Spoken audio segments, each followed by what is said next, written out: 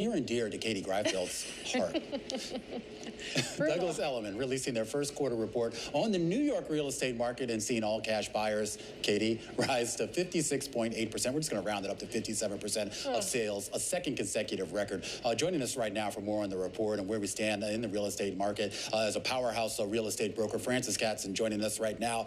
Frances, I tease Katie because she's in the market for a new home here in New York. Well. And we know, yeah, it's not going well. No. But give us a sense here, because to her point, and I think we all have this discussion in the office, we're all sort of waiting for that collapse in housing prices so we could all finally swoop in and get our dream house in the city, and that doesn't appear like it's going to happen. You and everybody else. I think that this disconnect of that belief is what's sort of holding. There's a lack of inventory right now, 20.8% down, and that's holding the cadence of the impact of higher mortgages. So what's happening is that the buyers who are priced out are sort of coming in and finding creative ways to actually get into buying because there's such an opportunity, big opportunity. We did start to see some moderation in prices, particularly at the higher end luxury level, which I know you deal a lot with here.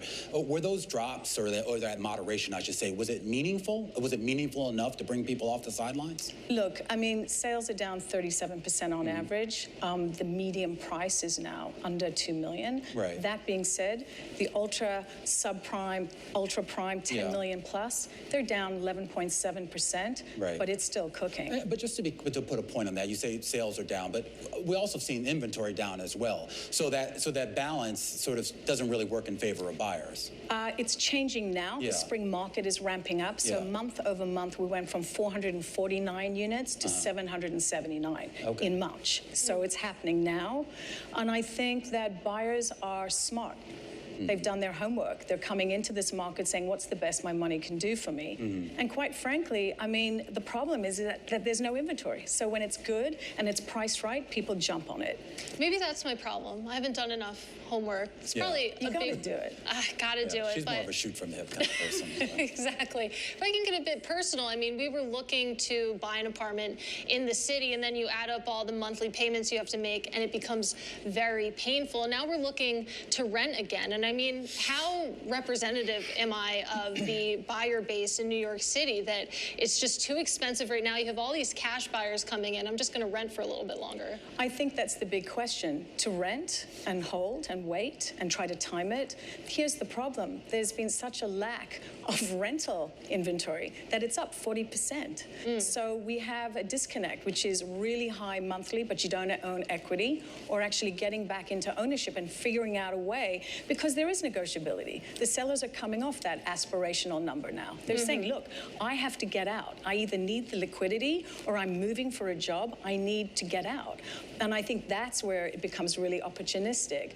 I also think that the buyers that are renting are struggling because getting that rate to make sense is tough, but you can do it. It was hovering 6 months ago at 7 to 8% on a 30-year. You're now at 5. And if you create a way to do a buy down on points up front, you can bring it all the way down. I mean, the interest only are averaging 4.8, if not less, if you know how to do it.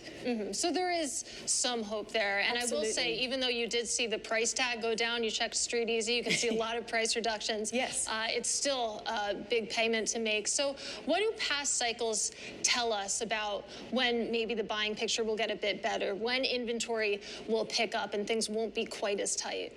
Well, we're seeing it now.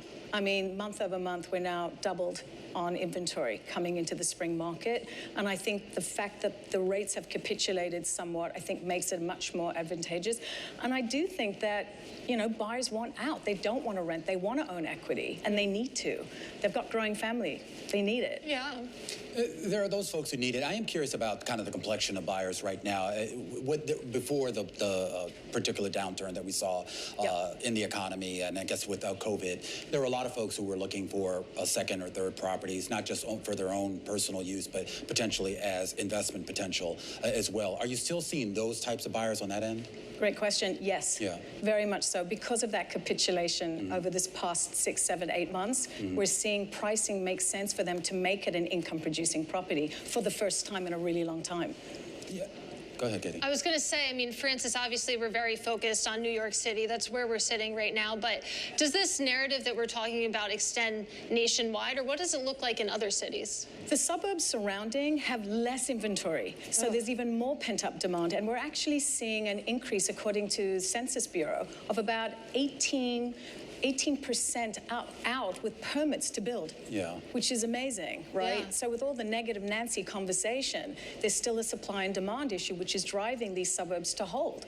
I mean, people keep waiting for the Hamptons to go down.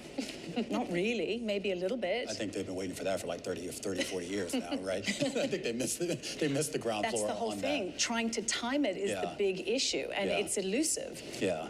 All right, Francis, going to have to leave it there. Great to talk to you. Hopefully we can catch up again. Francis Katzen there. She's a real estate broker here in New York City over at Douglas Elliman. A look at the real estate market and a look at the broader financial markets in a little bit of a lull. Another low volume day here. The big setup into a couple of big data points coming up. CPI on Wednesday, PPI on Thursday, and retail sales on Friday. A lot more to cover as we count you down to the close. This is Bloomberg.